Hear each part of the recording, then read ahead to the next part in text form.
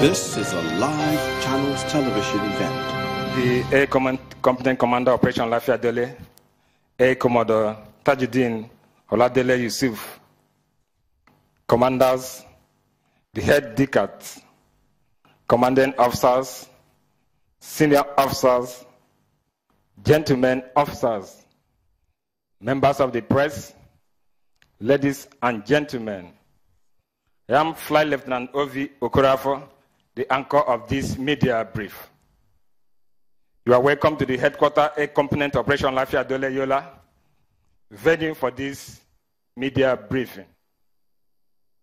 This quarterly media briefing is the initiative of the President Chief of the Air Staff, Air Marshal Sadiq Baba Abubakar, to continuously appraise and evaluate the achievement of the NAV in the ongoing counterinsurgency operation.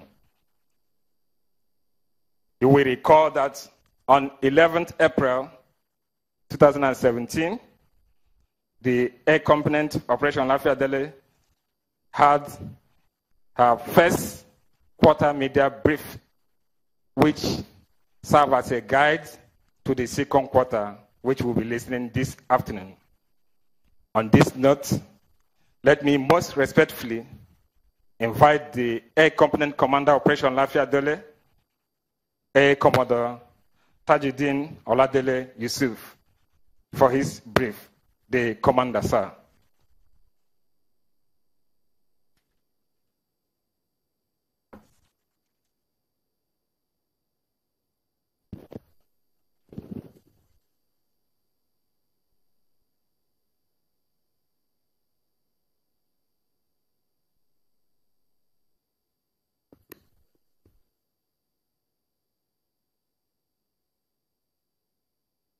Commanders here present, Head Decats, senior officers, distinguished gentlemen of the press, ladies and gentlemen, good afternoon.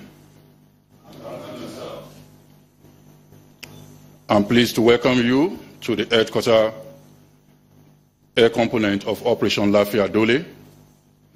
I'm Air Commodore T.O. Yusuf, the Air Component Commander. In line with the practice of keeping the public abreast with the Nigerian Air Force activities in the Northeast, through the Air Component Command of Operation Lafiya Dole, I will be addressing you today to update you on the operations conducted since our last press brief on the 11th of April 2017. The Air Component Operation Lafiya Dole has been steadfast in playing its role in support of the concerted effort by the armed forces of Nigeria to end the activities of Boko Haram terrorists, BHT for short, in the Northeast. The main thrust of this effort has been to sustain the conduct of a range of day and night air operations, both independently and in support of activities of the Theater Command, Multinational Joint Task Force, and other partners. By adapting swiftly to changes in the operational situation in the theater and by drawing from lessons learned in previous quarters, the Air Component continues to predict its air operation in the theater on the strategic direction of search, locate, and destroy. This involves conducting intensive mission with intelligence, surveillance, and reconnaissance, ISR for short, platforms to maintain an eye in the sky over the entire theater and using the attack platform to interdict legitimate BHT targets. The range of air operation conducted by the Air Component in the second quarter of 2017 has been largely responsible for significantly degrading Boko Haram terrorist combat capability and inflicting considerable damage on their assets.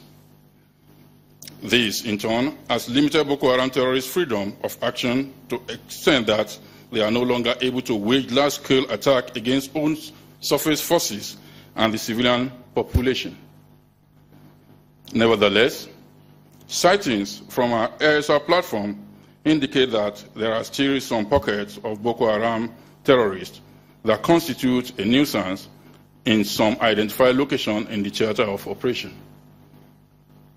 This situation is being addressed through persistent day and night air operation being conducted by the air component.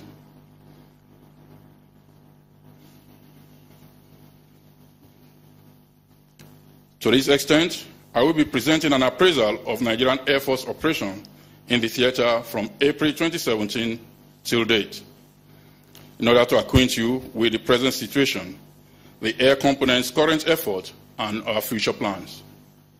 The aim of this brief, therefore, is to appraise the Nigerian Air Force operation in the Northeast for second quarters of 2017 with a view to outlining projection for the next quarters. In order to achieve this aim, I shall give an overview of operational activities in the second quarter of the year 2017 and a few notable ongoing activities highlighting the nature of support rendered to surface forces. I will then give highlights of the operational accomplishments as well as achievements recorded during the period under review. Thereafter, some challenges encountered in the course of executing our mandate will be stated, followed by some lessons learned from specific incidents before highlighting our projections for the third quarter. Let us start by looking at overview of impairment from Camp Zero. In December 2016, some of the Boko Haram terrorists had dispersed from Sambisa Forest to the west of Sambisa, stretching up to southwest Maiduguri and into Yobe State, while some others had moved in the eastern ward to southeast of Sambisa towards Goza Hills and Togoshe Hills. Thus, in the first quarter, the air component justifiably directed significant air effort to location southwest of Maiduguri, where ISR reports and human intelligence indicated the presence of some Boko Haram terrorists from Sambisa. ISR reports through the second quarter of the year, however, indicated the gradual return of Boko Haram terrorist activity into the Sambisa forest. Progressively, there have been sighting of a few Boko Haram activities in the Sambisa general area, particularly Parisu. In light of this, for a large part of the second quarter, the air component conducted significant ISR mission in Sambisa general area. In addition, our ISRC observed Boko Haram terrorist activities in some part of northern Borno, such as Tumbunrego, along the Green Belt in areas like Tumbum Baba, and in southwest Maiduguri in areas like Alagarno and Mangusu. The air component's activities in the quarters was therefore geared towards providing support for offensive and clearance operations conducted by the CFA Command and the Multinational Joint Task Force, as well as towards conducting own independent air operations.